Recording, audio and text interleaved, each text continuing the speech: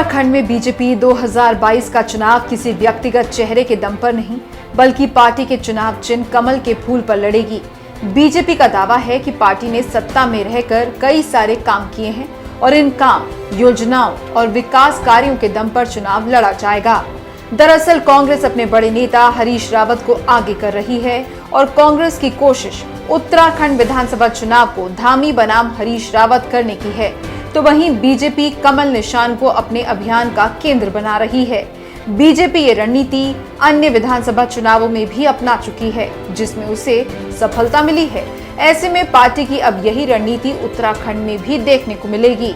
हालांकि हाल ही में बीजेपी के प्रदेश प्रभारी दुष्यंत गौतम ने कहा था कि उत्तराखंड में अगले साल प्रस्तावित विधानसभा चुनाव में बीजेपी सीएम पुष्कर धामी के चेहरे पर ही चुनाव मैदान में उतरेगी। उत्तराखंड में बीजेपी और कांग्रेस के बीच लगभग सीधी लड़ाई है। ऐसे में नेतृत्व से ज्यादा दोनों दलों की प्रतिष्ठा दांव पर लगी है। इस बीच आपको बता दें कि प्रधानमंत्री नरेंद्र मोदी नवंबर में उत्तराखंड का दौरा करेंगे। प्रधानमंत्री नरेंद्र मोदी के नवंबर में केदारनाथ जाने के कार्यक्रम को प्रदेश में होने वाले विधानसभा चुनाव से जोड़कर देखा जा रहा है। बीजेपी इस बार उत्तराखंड में मौजूदा विधानसभा में अपने तीसरे मुख्यमंत्री के साथ विधानसभा चुनावों का सामना करने जा रही है। उत्तराखंड में बीजेपी 2022 का चुनाव किसी व्यक्तिगत चेहरे के दम पर नहीं, बल्कि पार्टी के चुनाव चिन्ह कमल के फूल पर लड़ेगी। बीजेपी का दावा है कि पार्टी ने सत्ता में रहकर कई सारे काम किए हैं और इन काम, योजनाओं और विकास कार्यों के दम पर चुनाव लड़ा जाएगा।